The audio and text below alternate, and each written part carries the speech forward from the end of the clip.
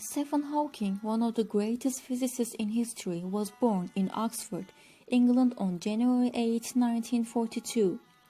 He grew up in a highly educated family. Both of his parents had attended Oxford University, and his father, Frank, was a medical researcher. Stephen enjoyed math and science in school, where he earned the nickname Einstein. He wanted to study math at university, but Oxford didn't have a math degree at the time, so he chose physics and chemistry instead. Stephen found college coursework to be very easy. He enjoyed being a member of the school's boat club, as well as classical music. After graduation from the university, he went to Cambridge to study for his another degree. While Hawking was working on his degree at Cambridge University, he began to have health issues. His speech became slurred, and he became very clumsy, often dropping items or falling for no reason. After going through a series of tests, doctors discovered that Hawking had a disease called ALS, which enabled him from doing his daily life activities like speaking, walking, eating.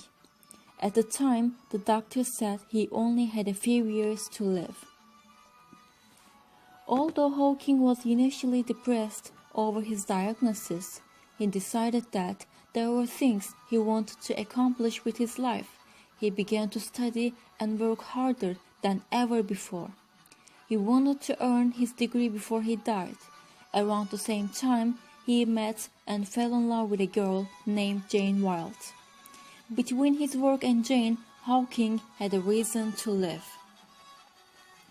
Despite the initial grim diagnosis from his doctors, Hawking has lived a full and productive life with the help of science and modern medicine.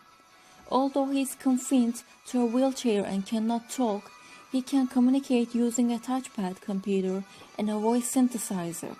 With the help of this technology, he continued his researches. Over the years, Stephen Hawking wrote or co-wrote a total of 15 books, and his first book, A Brief History of Time, was a bestseller. A few of the most noteworthy books of him include A Brief History of Time, The Universe in a Nutshell, A Briefer History of Time, The Great Design. On March 14, 2018, Hawking finally succumbed to ALS, the disease that was supposed to have killed him more than 50 years earlier. A family spokesman confirmed that the iconic scientist died at his home in Cambridge, England. Later in the month, it was announced that Hawking's ashes would be interred at Westminster Abbey in London alongside other scientific luminaries like Newton and Charles Darwin. Despite his illness, he contributed significantly to science. His works were based on the black holes. Today, scientists mention his name on black holes when it is needed to speak about the event horizon of black holes and the radiation that affects it, which is Hawking radiation, thanks to his contribution. And his motto was that there should be no boundaries to human endeavor. We are all different. However bad life may seem, there is always something you can do and succeed at. While there is life, there is hope.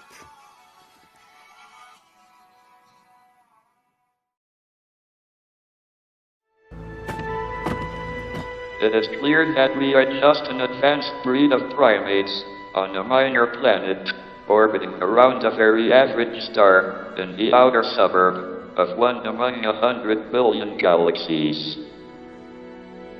But ever since the dawn of civilization, people have craved for an understanding of the underlying order of the world.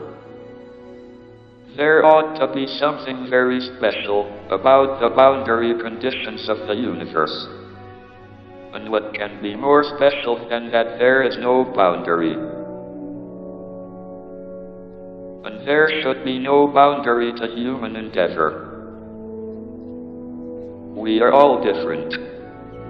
However bad life may seem, there is always something you can do and succeed at. While there is life, there is hope.